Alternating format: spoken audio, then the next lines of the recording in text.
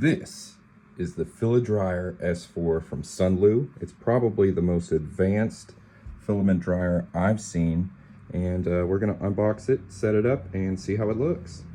I do like this warning. I've never seen this before. This is no trampling, but that was pretty nifty.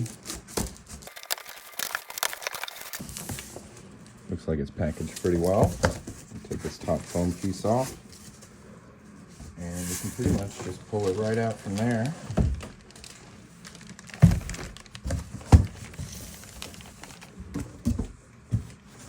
No goodies inside.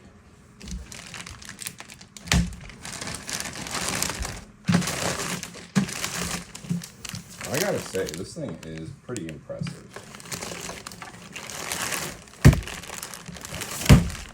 Very attractive, sleek design, and you can change how your filament comes out. You can feed it from the side or from the top.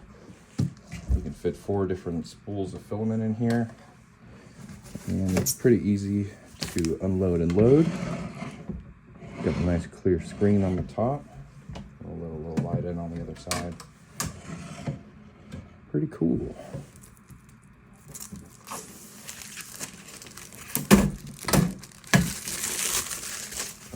I'm gonna get this thing plugged in and we'll try it out. But first, I'm just gonna give you a bit of a spin to get a full idea of how this looks on the front and back. Again, I think it's really cool looking. Color scheme is solid. So within this little foam baggie here, we've got a few fun goodies. We've got 2 PTFE tape tubes. Got our accessory bag, our power cable, and the instructions. I'm gonna review this for a little bit and I'll be right back. All right, so we're gonna run through the first few steps with the instructions detail. First thing it says is to add the Teflon tube to either here or here. I'm going to opt for the side, and this kind of pushes in and then pops out and lets you lock your tube in there. I also like that the top locks. It's pretty cool. And we're going to be drying this really old Zortrax PET G today. We'll just lay our filament in there. And it says to feed a little bit through the tube. We'll feed it till it peeks out of the end there. There we go.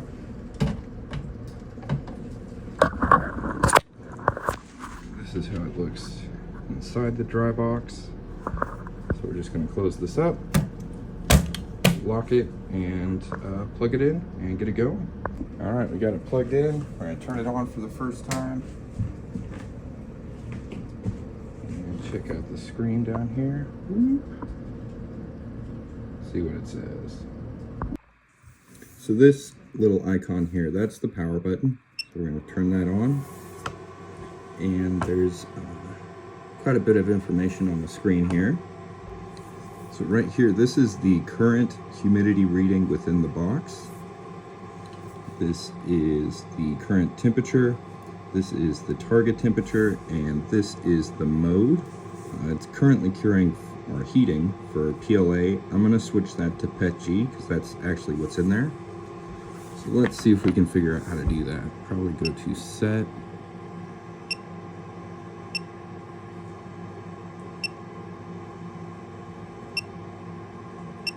There we go. PETG, that's what we want. And I'll dry this for 4 hours.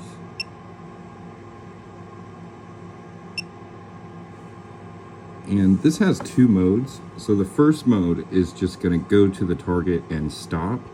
The second mode will go to the target and stop, and then once it reaches a certain humidity, it will kick back on and bring it back down to the target. So I'm a big fan of mode 2, so we'll stick with that. let's see what else we can do with this thing. So now the target temperature and the current temperature inside the filament dryer are the same. I did just find out that you can switch the target temperature to different temperatures, which is pretty cool. And then when both of these are flashing, you can switch between Celsius and Fahrenheit. I am kind of a Fahrenheit guy, so I'm going to keep it there like that. And I don't know what changes when it lands on the SUNLU. I'm going to have to figure that out. But yeah, we can change the time there. We can change the modes. All in all, pretty cool options as far as what a filament dryer can do. The only experience I really have with a filament dryer other than this one is the one that comes on the Cobra 3 combo, and that one you can basically just turn on for a set period of time, and that's about it. Like, you can set the desired temperature and then set the temperature and it goes. With mode 2 on this, I really like that, because you can just keep your filament in here. If it rains that day, the humidity inside the machine will trigger it to turn on. So I think that's a really clever design. This touchscreen is a little funky to get used to, but now that I've found the rhythm of it, I like it a lot. It's pretty cool. Okay, so I figured out what changes when you have SUNLU selected. It's the LED light settings. So currently I've got them kind of flashing here. If I change that, we can turn them off, we can turn them on all the time, or we can kind of have this flare effect going. So that's what happens when you fiddle with the SUNLU settings. Pretty cool. And just to be a little more clear, RH over here is what they call the automatic startup humidity value for mode 2. So whenever the humidity within the machine drops below the programmed value. So right now it's displaying the current value. When you go to set it, it will show you the programmed value. So that's 50% humidity. That's when mode 2 will get triggered. This value doesn't display most of the time. Most of the time it displays the current value, which is 20%. I just want to make that really clear. It was a little confusing to me, but yeah, that's how that works. It will turn on and stay on until it goes below that humidity level. Pretty cool. After about a minute of being messed with, this screen here does turn off. So this light stays on for about a minute. If you leave it alone, it goes back to that kind of gray, where you can still read it, but it's not as bright. Yeah, pretty cool filament dryer. If you need a big filament dryer like this, I think this is an excellent option. If you'd like to get yourself one, tap the little shopping bag down here. I'm definitely gonna get a lot of use out of this thing, and I really like all the built-in options. I have heard some complaints that it's a little loud.